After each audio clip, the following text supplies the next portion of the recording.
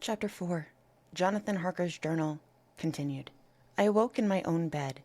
If it be that I had not dreamt, the Count must have carried me here. I tried to satisfy myself on the subject, but could not arrive at any unquestionable result.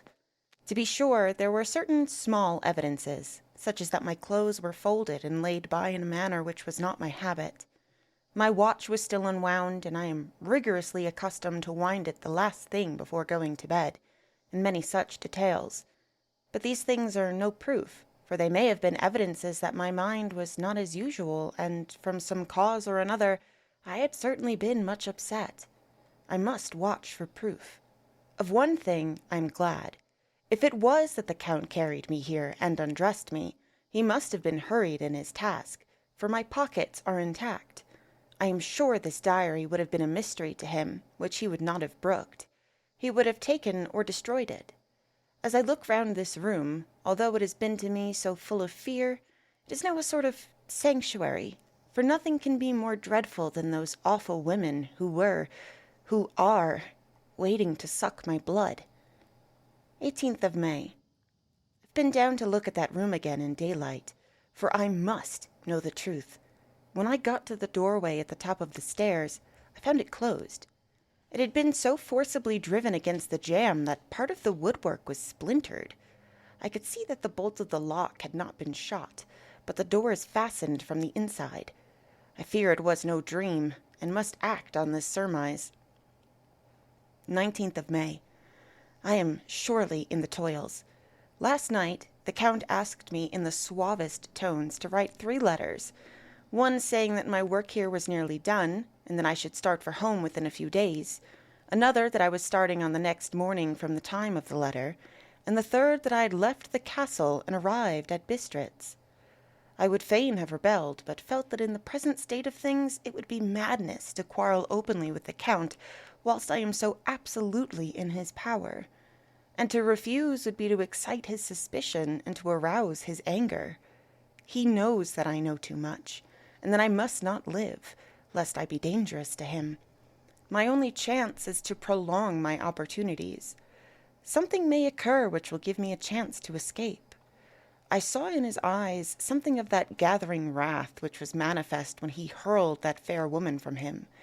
He explained to me that posts were few and uncertain, and that my writing now would ensure ease of mind to my friends, and he assured me with so much impressiveness that he would countermand the later letters, which would be held over at Bistritz until due time, in case chance would admit of my prolonging my stay, that to oppose him would have been to create new suspicion. I therefore pretended to fall in with his views, and asked him what dates I should put on the letters. He calculated a minute, and then said, the first should be June 12th, the second, June 19th, and the third, June 29th. I now know the span of my life. God help me. 28th of May. There is a chance of escape, or at any rate of being able to send word home. A band of Cisgani have come to the castle, and are encamped in the courtyard. These Cisgani are gypsies. I have notes of them in my book. They are peculiar to this part of the world, though allied to the ordinary gypsies all the world over. There are thousands of them in Hungary and Transylvania, who are almost outside all law. They attach themselves as a rule to some great noble or boyar, and call themselves by his name. They are fearless and without religion, save superstition, and they talk only their own varieties of the Romani tongue. I shall write some letters home, and shall try to get them to have them posted. I've already spoken them through my window to begin acquaintanceship. They took their hats off and made obeisance and many signs, which, however, I could not understand any more than I could their spoken language. I've written the letters. Mina's is in shorthand, and I simply ask Mr. Hawkins to communicate with her. To her I have explained my situation, but without the horrors which I may only surmise. It would shock and frighten her to death were I to expose my heart to her. Should the letters not carry, then the Count shall not yet know my secret or the extent of my knowledge. I've given the letters. I threw them through the bars of my window with a gold piece, and made what signs I could to have them posted. The man who took them pressed them to his heart and bowed, and then put them in his cap. I could do no more. I stole back to the study and began to read. As the Count did not come in, I have written here. The Count has come. He sat down beside me and said in his smoothest voice as he opened 2 letters, "The Sisgani have given me these, of which, though I know not whence they come, I shall, of course, take care. See." He must have looked at it.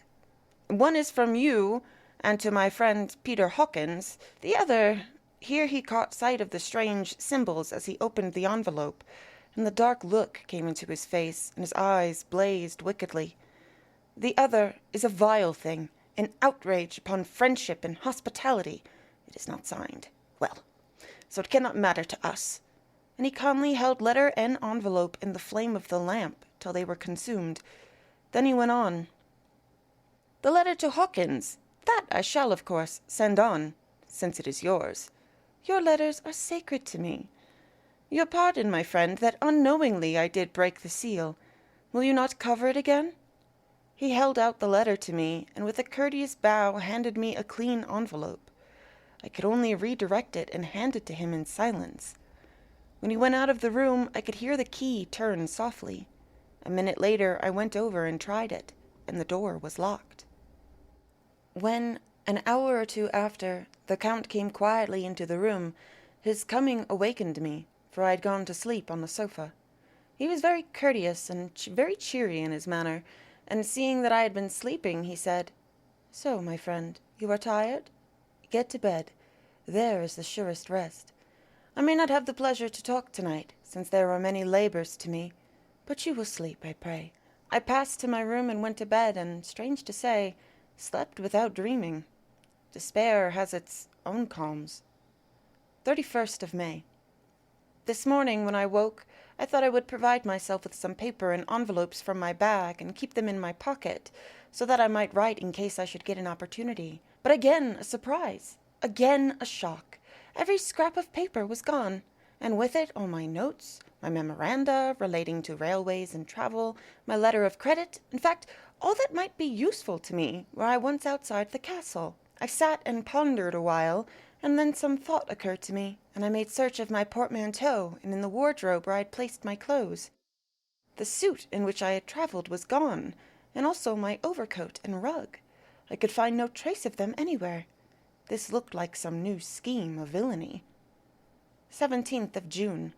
This morning, as I was sitting on the edge of my bed, cudgelling my brains, I heard without a cracking of whips and pounding and scraping of horses' feet up the rocky path beyond the courtyard. With joy I hurried to the window and saw drive into the yard 2 great leader wagons, each drawn by 8 sturdy horses, and at the head of each pair a Slovak, with his wide hat, great nail-studded belt, dirty sheepskin, and high boots. They had also their long staves in hand. I ran to the door, intending to descend and try and join them through the main hall, as I thought that way might be opened for them. Again a shock. My door was fastened on the outside. Then I ran to the window and cried to them. They looked up at me stupidly and pointed, but just then the hetman of the Sisgani came out, and seeing them pointing to my window, said something, at which they laughed. Henceforth no effort of mine, no piteous cry or agonized entreaty would make them even look at me. They resolutely turned away. The leader wagons contained great square boxes with handles of thick rope. These were evidently empty by the ease with which the Slovaks handled them, and by their resonance as they were roughly moved. When they were all unloaded and packed in a great heap in one corner of the yard, the Slovaks were given some money by the Sisgani, and spitting on it for luck, lazily went each to his horse's head. Shortly afterwards, I heard the cracking of their whips die away in the distance. 24th of June, before morning. Last night the Count left me early, and locked himself into his own room. As soon as I dared, I ran up the winding stair, and, looking out of the window, which opened south, I thought I would watch for the Count, for there is something going on. The Sisgani are quartered somewhere in the castle, and are doing work of some kind. I know it, for now and then I hear a far-away, muffled sound as of mattock and spade, and, whatever it is, it must be the end of some ruthless villainy. I had been at the window somewhat less than half an hour, when I saw something coming out of the Count's window. I drew back and watched carefully, and saw the whole man emerge. It was a new shock to me to find that he had on the suit of clothes which I had worn whilst travelling here, and slung over his shoulder the terrible bag which I had seen the women take away. There could be no doubt as to his quest, and in my garb, too. This, then, is his new scheme of evil, that he will allow others to see me, as they think, so that he may both leave evidence that I have been seen in the towns or villages posting my own letters, and that any wickedness which he may do shall by the local people be attributed to me. It makes me rage to think that this can go on, and whilst I'm shut up here, a veritable prisoner, but without that protection of the law which is even a criminal's right and consolation. I thought I would watch for the Count's return, and for a long time sat doggedly at the window. Then I began to notice that there were some quaint little specks floating in the rays of the moonlight. They were like the tiniest grains of dust, and they whirled round and gathered in clusters in a nebulous sort of way. I watched them with a sense of soothing, and a sort of calm stole over me. I leaned back in the embrasure with a more comfortable position, so that I could enjoy more fully the aerial gambolling. Something made me start up, a low, piteous howling of dogs somewhere far below in the valley, which was hidden from my sight. Louder it seemed to ring in my ears, and the floating motes of dust to take new shapes to the sound as they danced in the moonlight. I felt myself struggling to awake to some call of my instincts. Nay, my very soul was struggling, and my half-remembered sensibilities were striving to answer the call. I was becoming hypnotized. Quicker and quicker danced the dust. The moonbeams seemed to quiver as they went by me into the mass of gloom beyond. More and more they gathered till they seemed to take dim, phantom shapes. And then I started, broad awake and in full possession of my senses, and ran screaming from the place. The phantom shapes, which were becoming gradually materialized from the moonbeams, were those of the 3 ghostly women to whom I was doomed. I fled, and felt somewhat safer in my own room, where there was no moonlight, and where the lamp was burning brightly. When a couple of hours had passed, I heard something stirring in the Count's room, something like a sharp wail, quickly suppressed, and then there was a silence, deep, awful silence, which chilled me. With a beating heart I tried the door, but I was locked in my prison, and could do nothing. I sat down and simply cried. As I sat, I heard a sound in the courtyard without, the agonized cry of a woman. I rushed to the window, and throwing it up, peered out between the bars. There indeed was a woman, with dishevelled hair, holding her hands over her heart as one distressed with running. She was leaning against a corner of the gateway.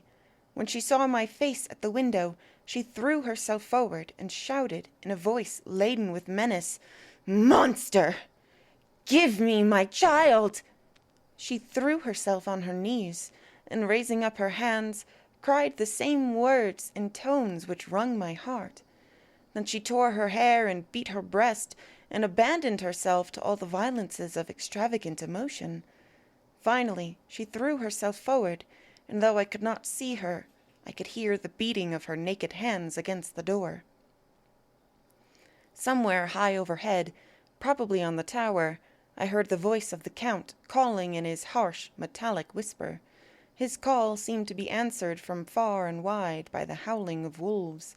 Before many minutes had passed, a pack of them poured, like a pent-up dam when liberated, through the wide entrance into the courtyard. There was no cry from the woman, and the howling of the wolves was but short.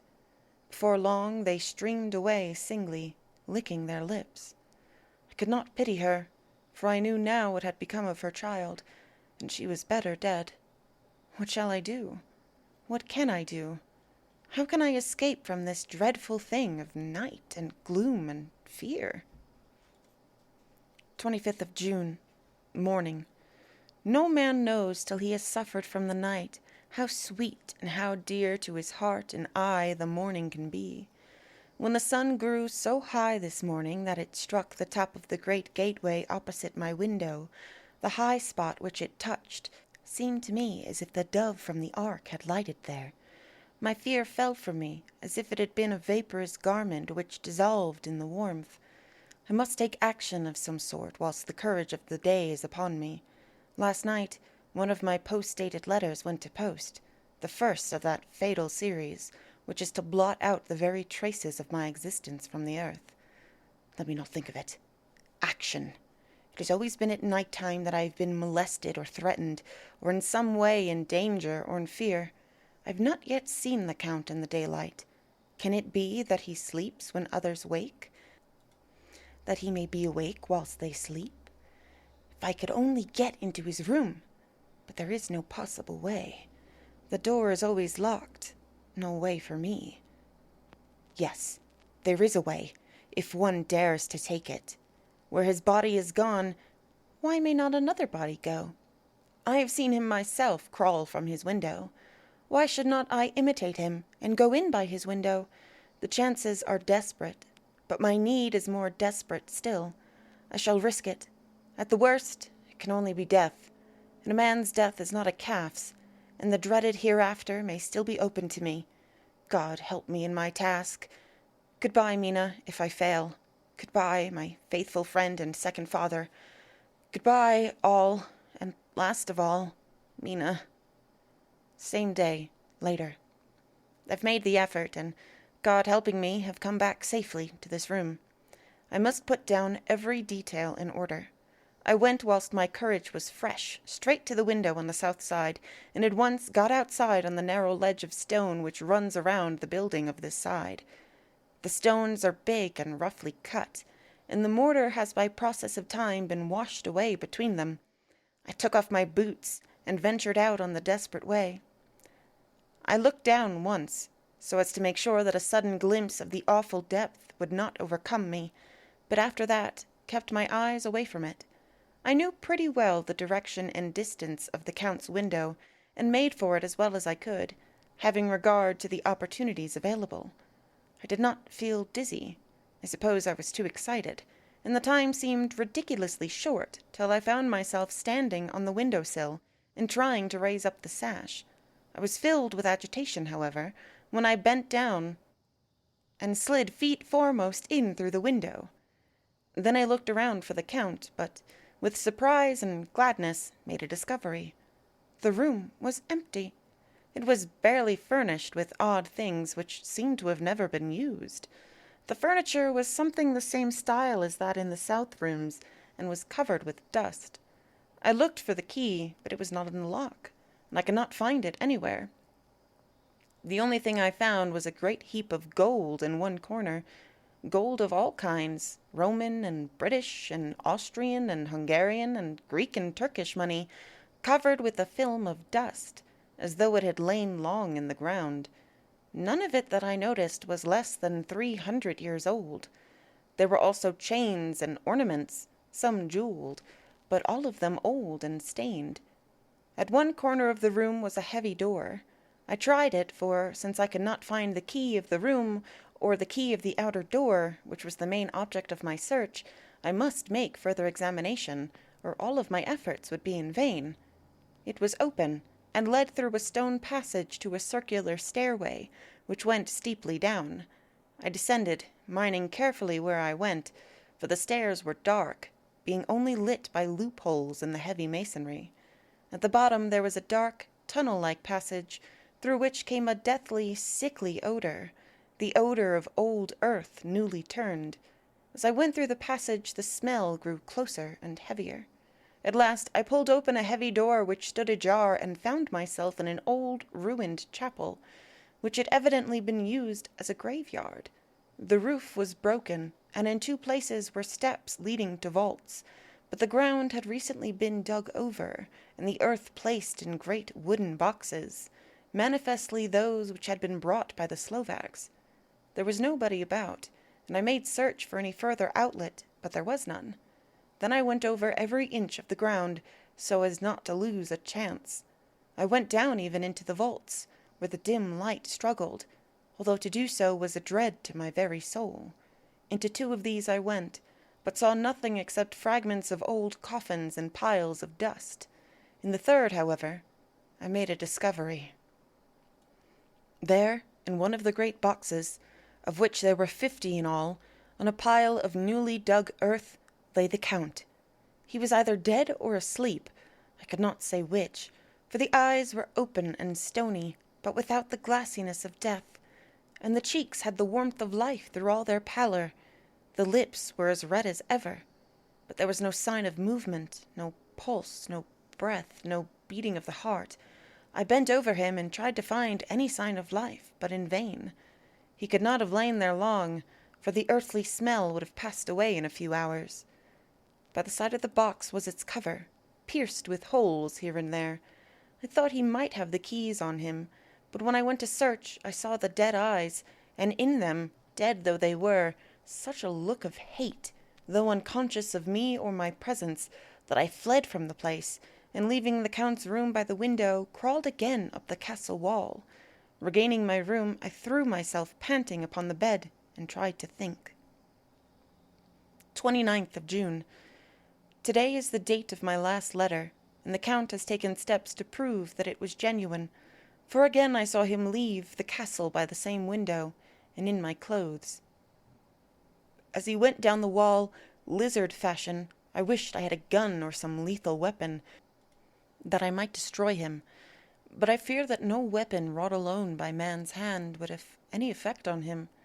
I dared not wait to see him return, for I feared to see those weird sisters. I came back to the library, and read there till I fell asleep.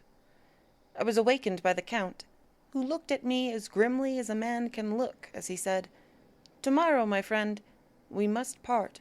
You return to your beautiful England, I to some work which may have such an end that we may never meet. Your letter home has been dispatched. Tomorrow I shall not be here, but all shall be ready for your journey. In the morning come the Szgany, who have some labors of their own here, and also come some Slovaks. When they have gone, my carriage shall come for you, and shall bear you to the Borgo Pass to meet the diligence from Bukovina to Bistritz. But I am in hopes that I shall see more of you at Castle Dracula." I suspected him, and determined to test his sincerity. Sincerity! It seems like a profanation of the word to write it in connection with such a monster, so I asked him point blank, "Why may I not go tonight?" "Because, dear sir, my coachman and horses are away on a mission." "But I would walk with pleasure. I want to get away at once." He smiled, such a soft, smooth, diabolical smile that I knew there was some trick behind his smoothness. He said, "And your baggage?" "I do not care about it. I can send for it some other time." The Count stood up and said, with a sweet courtesy which made me rub my eyes, it seemed so real, "You English have a saying which is close to my heart, for its spirit is that which rules our boyars. Welcome the coming, speed the parting guest. Come with me, my dear young friend. Not an hour shall you wait in my house against your will, though sad am I at your going, and that you so suddenly desire it. Come." With a stately gravity, he, with a lamp, preceded me down the stairs and along the hall. Suddenly he stopped. Hark! Close at hand came the howling of many wolves. It was almost as if the sound sprang up at the rising of his hand, just as the music of a great orchestra seems to leap under the baton of the conductor. After a pause of a moment, he proceeded, in his stately way, to the door, drew back the ponderous bolts, unhooked the heavy chains, and began to draw it open. To my intense astonishment, I saw that it was unlocked. Suspiciously, I looked all round, but could see no key of any kind. As the door began to open, the howling of the wolves without grew louder and angrier, their red jaws with champing teeth, and their blunt-clawed feet as they leaped, came in through the opening door. I knew then that to struggle at the moment against the Count was useless. With such allies as these at his command, I could do nothing. But still the door continued slowly to open, and only the Count's body stood in the gap. Suddenly it struck me that this might be the moment and means of my doom. I was to be given to the wolves, and at my own instigation. There was a diabolical wickedness in the idea great enough for the Count, and as a last chance I cried out, "Shut the door! I shall wait till morning," and covered my face with my hands to hide my tears of bitter disappointment. With one sweep of his powerful arm, the Count threw the door shut, and the great bolts clanged and echoed through the hall as they shot back into their places. In silence we returned to the library, and after a minute or two I went back to my own room. The last I saw of Count Dracula was his kissing his hand to me, with the red light of triumph in his eyes, and with a smile that Judas in hell might be proud of. When I was in my room and about to lie down, I thought I heard a whispering at my door. I went to it softly and listened. Unless my ears deceived me, I heard the voice of the Count. "Back! Back! To your own place! Your time is not come. Wait! Have patience! Tonight is mine. Tomorrow night is yours." There was a low, sweet ripple of laughter, and in a rage I threw open the door, and saw without the 3 terrible women licking their lips. As I appeared, they all joined in a horrible laugh, and ran away. I came back to my room and threw myself on my knees. Is it then so near the end? Tomorrow, tomorrow. Lord, help me, and those to whom I'm dear. 30th of June, morning. These may be the last words I ever write in this diary. I slept till just before the dawn, and when I woke, threw myself on my knees, for I determined that if death came, he should find me ready. At last I felt that subtle change in the air, and knew that the morning had come. Then came the welcome cock-crow, and I felt that I was safe. With a glad heart I opened my door and ran down to the hall. I had seen that the door was unlocked, and now escape was before me. With hands that trembled with eagerness, I unhooked the chains and drew back the massive bolts. But the door would not move. Despair seized me. I pulled and pulled at the door and shook it till, massive as it was, it rattled in its casement. I could see the bolt shot. It had been locked after I left the Count. Then a wild desire took me to obtain that key at any risk, and I determined then and there to scale the wall again and gain the Count's room. He might kill me, but death now seemed the happier choice of evils. Without a pause I rushed up to the east window and scrambled down the wall as before into the Count's room. It was empty, but that was as I expected. I could not see a key anywhere, but the heap of gold remained. I went through the door in the corner and down the winding stair and along the dark passage to the old chapel. I knew now well enough where to find the monster I sought. The great box was in the same place, close against the wall, but the lid was laid on it, not fastened down, but with the nails ready in their places to be hammered home. I knew I must reach the body for the key, so I raised the lid and laid it back against the wall, and then I saw something which filled my very soul with horror. There lay the Count, but looking as if his youth had been half renewed, for the white hair and moustache were changed to dark iron grey, the cheeks were fuller, and the white skin seemed ruby red underneath. The mouth was redder than ever, for on the lips were gouts of fresh blood, which trickled from the corners of the mouth and ran over the chin and neck. Even the deep, burning eyes seemed set amongst swollen flesh, for the lids and pouches underneath were bloated. It seemed as if the whole awful creature were simply gorged with blood. He lay like a filthy leech, exhausted with his repletion. I shuddered as I bent over to touch him, and every sense in me revolted at the contact, but I had to search or I was lost. The coming night might see my own body a banquet in a similar way to those horrid 3. I felt all over the body, but no sign could I find of the key. Then I stopped and looked at the Count. There was a mocking smile on the bloated face which seemed to drive me mad. This was the being I was helping to transfer to London, where, perhaps, for centuries to come he might, amongst its teeming millions, satiate his lust for blood, and create a new and ever-widening circle of semi-demons to batten on the helpless. The very thought drove me mad. A terrible desire came upon me to rid the world of such a monster. There was no lethal weapon at hand, but I seized a shovel which the workmen had been using to fill the cases, and lifting it high, struck, with the edge downward, at the hateful face. But as I did so, the head turned, and the eyes fell full upon me, with all their blaze of basilisk horror. The sight seemed to paralyze me, and the shovel turned in my hand and glanced from the face, merely making a deep gash above the forehead. The shovel fell from my hand across the box, and as I pulled it away, the flange of the blade caught the edge of the lid, which fell over again, and hid the horrid thing from my sight. The last glimpse I had was of the bloated face, blood-stained and fixed with the grin of malice, which would have held its own in the nethermost hell. I thought and thought what should be my next move, but my brain seemed on fire, and I waited with a despairing feeling growing over me. As I waited, I heard in the distance a gypsy song sung by merry voices coming closer, and through their song the rolling of heavy wheels and the cracking of whips. The Szgany and the Slovaks of whom the Count had spoken were coming. With a last look around and at the box which contained the vile body, I ran from the place and gained the Count's room, determined to rush out at the moment the door should be opened. With strained ears I listened, and heard downstairs the grinding of the key in the great lock, and the falling back of the heavy door. There must have been some other means of entry, or someone had a key for one of the locked doors. Then there came the sound of many feet tramping and dying away in some passage, which sent up a clanging echo.